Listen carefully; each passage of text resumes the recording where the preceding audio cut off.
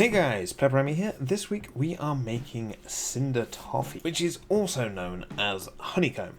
Now, as always, when working with hot sugar, you want to be very careful. If you are making this with your kids, you want to make sure they don't come into contact or anywhere near the sugar until it has fully cooled.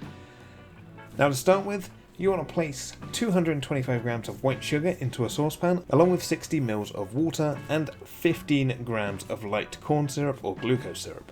Then give a quick stir, and here is where I realised my candy thermometer was nowhere near the sugar, so I doubled up my ingredients just to make sure the temperature can get to the candy thermometer alright, and then added a pinch of salt for a slight salty caramel taste.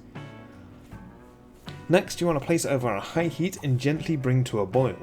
Now this is where it can get really dangerous, as you want to bring the syrup up to 154 degrees Celsius or 310 Fahrenheit.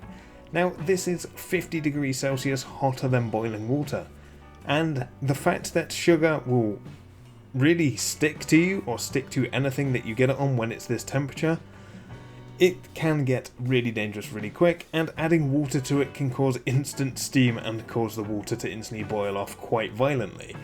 So really avoid getting this on your skin.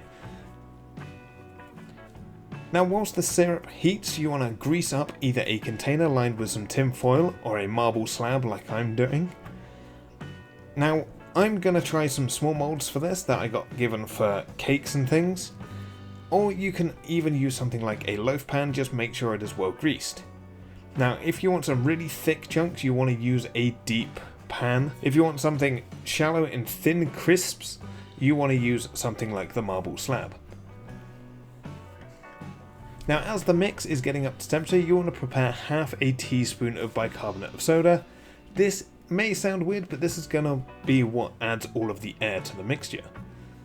Now once the syrup is up to temperature, you want to remove from the heat. You can optionally place over an ice water bath to halt the heating, unlike what I did, and mine continued to darken, and I think it actually verged on the caramel kind of side as it got a lot darker.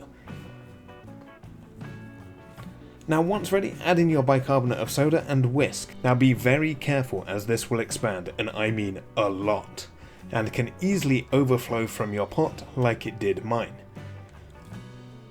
Now once it has settled down slightly, you want to pour it out into your chosen mould or slab if you are using, and then let cool and set.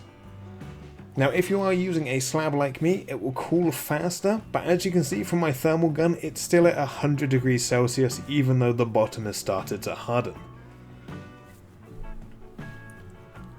Now obviously putting this in any metal container will heat up the metal as well. But once this mix has set, it's time to start breaking it up. Now this is where you can get your kids to help, as it should be light, fluffy and brittle, and you want to break it into smaller parts.